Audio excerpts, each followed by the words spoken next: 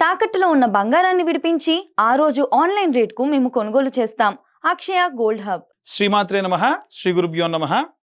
December నెలలో 1వ తారీఖు నుండి 31వ తారీఖు వరకు కూడా ద్వాదశ రాశులకి కూడా ఎలా ఉండబోతుంది, ముఖ్యంగా గురు తిరోగమనం. అప్పటి వరకు శుక్రుడు తన స్వక్షేత్రంలో నుంచి ఈ యొక్క వృశ్చికంలోకి ప్రవేశించడం, కుజుడు కూడా డిసెంబర్ 8, 9 తారీఖుల తర్వాతకి వృశ్చిక రాశి నుండి ధనుస్సులోకి ప్రవేశించడం. అప్పటి వరకు శుక్రుడు స్వక్షేత్రంలో ఉన్న కారణం చేత అది మాలవ్య యోగంగా, అలాగే కుజుడు గనక తన స్వక్షేత్రంలో ఉంటే రుచక యోగం ఉన్నటువంటివన్నీ కూడా 7, 8 తారీఖుల వరకు మాత్రమే యోగిస్తూ ఉన్నాయి. 7, 8 తారీఖుల మధ్యలో ద్వాదశ రాశుల వారు ఎవరూ కూడా ఎట్టి పరిస్థితులలో ఇక్కడ చతుర్గ్రహ కూటమి అనేటువంటిది ఏర్పడుతుంది. అది కేవలం ఒక రోజు మొత్తం ఉంటుంది. ఆ రోజున మటుకు ఎట్టి పరిస్థితుల్లో ప్రయోగాత్మకమైనటువంటి పనులు చేయడం కానీ, విశేషమైనటువంటి కార్యక్రమాలు కానీ చేయకుండా ఉంటే మంచిది. అలాగే ఈ యొక్క ద్వాదశ రాశుల వారికి కూడా ఈ గ్రహ సంచారాల్లో భాగంగా ఎలా ఉండబోతుంది అనేటువంటి విషయాన్ని ఇప్పుడు మనం తెలుసుకుందాం.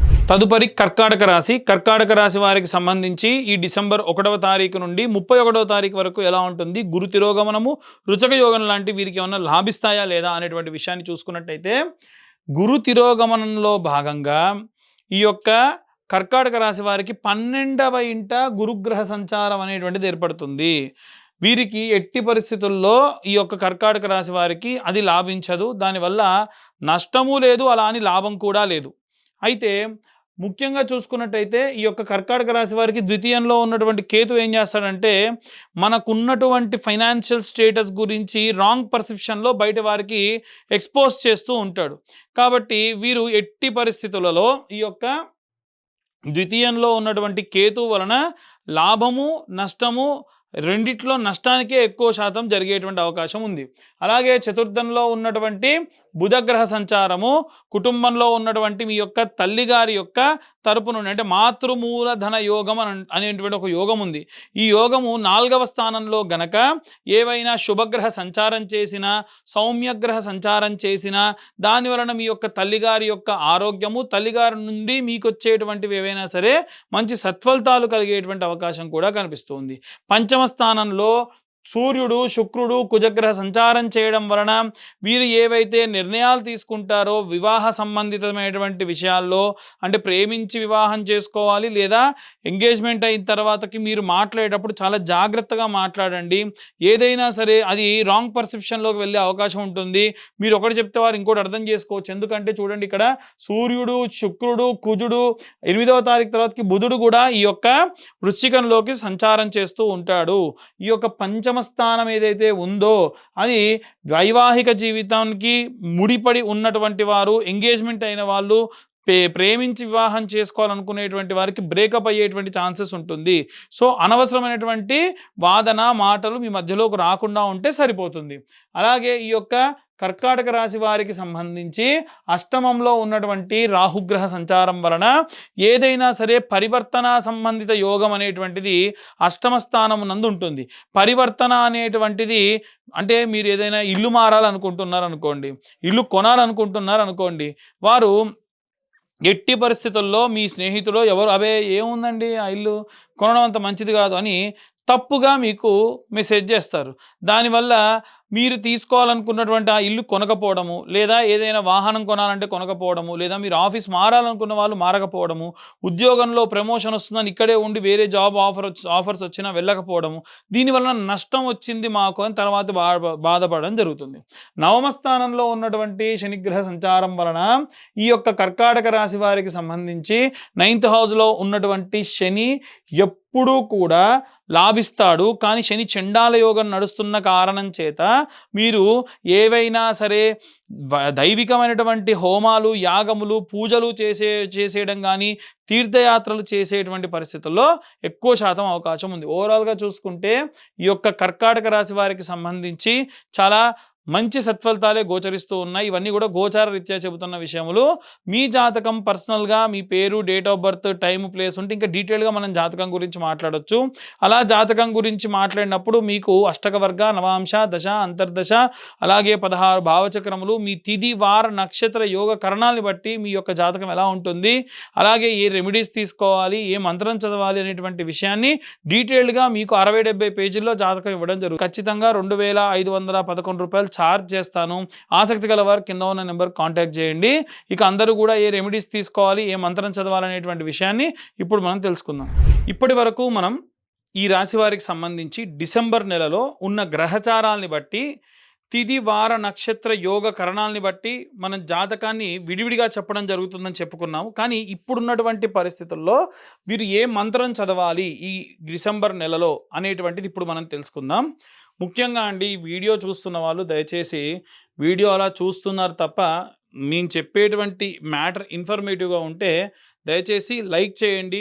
వీలైతే ఇన్ఫర్మేటివ్‌గా ఉండి ఇంకొంతమందికి షేర్ చేయండి. కాస్త దానివల్ల మాకు ఎంకరేజ్ చేసిన వాళ్ళు అవుతారు.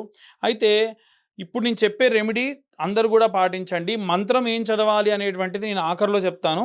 ఇప్పుడు ఆ రెమెడీస్ ఏంటంటే, మీ దగ్గరలో ఉన్న నవగ్రహ దేవాలయానికి వెళ్ళిపోండి. నిత్యము కూడా ఒక ధాన్యం, ఒక పిరికెడు ధాన్యం తీసుకొని వెళ్ళాలి. అది ఏ ధాన్యం తీసుకెళ్ళాలి అనేటువంటిది ఇప్పుడు తెలుసుకుందాం.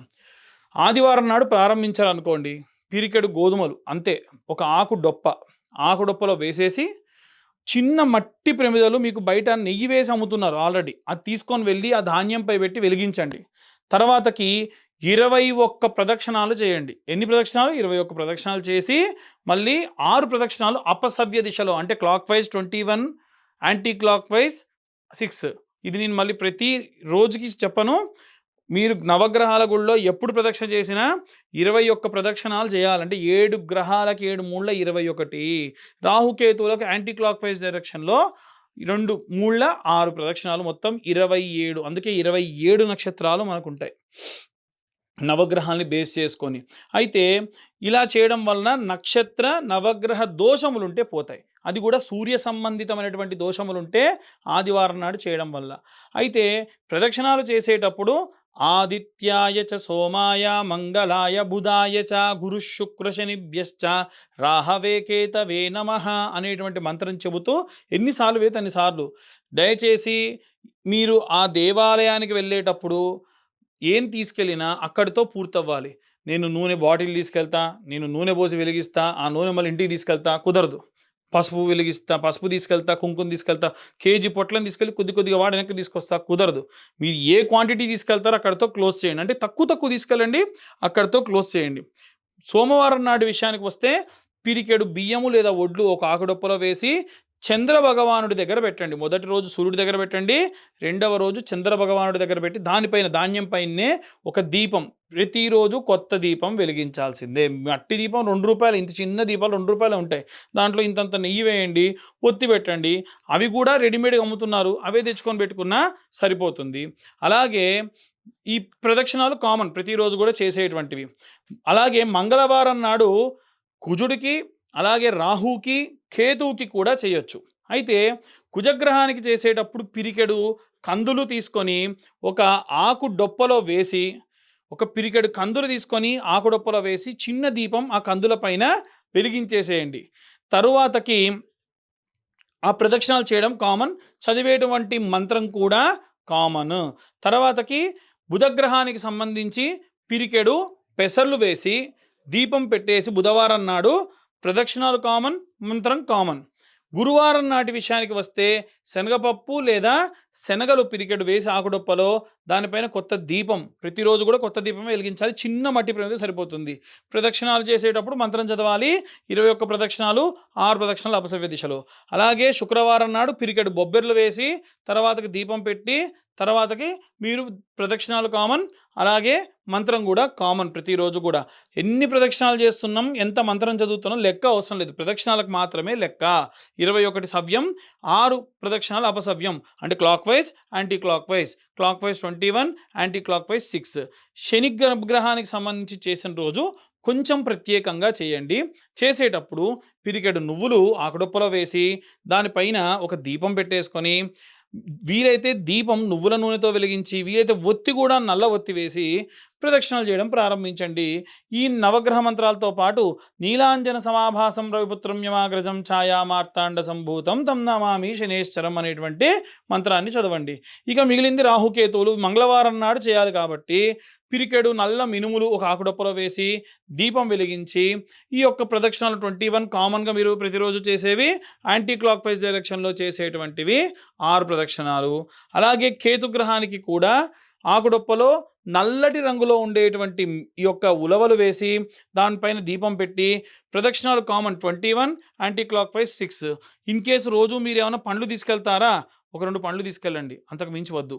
ఏ గ్రహానికి మీరు తీసుకెళ్తే ఆ గ్రహానికి తీసుకెళ్ళండి. లేదు ప్రతి గ్రహానికి కూడా బెల్లం ముద్దలు పెడతా అంటే చిన్న సైజులో బెల్లం ముద్దలు ప్రతి ఒక్క గ్రహానికి పెట్టండి. పూలు కావాలంటే ఏ రోజు ఏ గ్రహానికి పూజ చేస్తే ఆ గ్రహానికి మీరు పూలు పెట్టండి.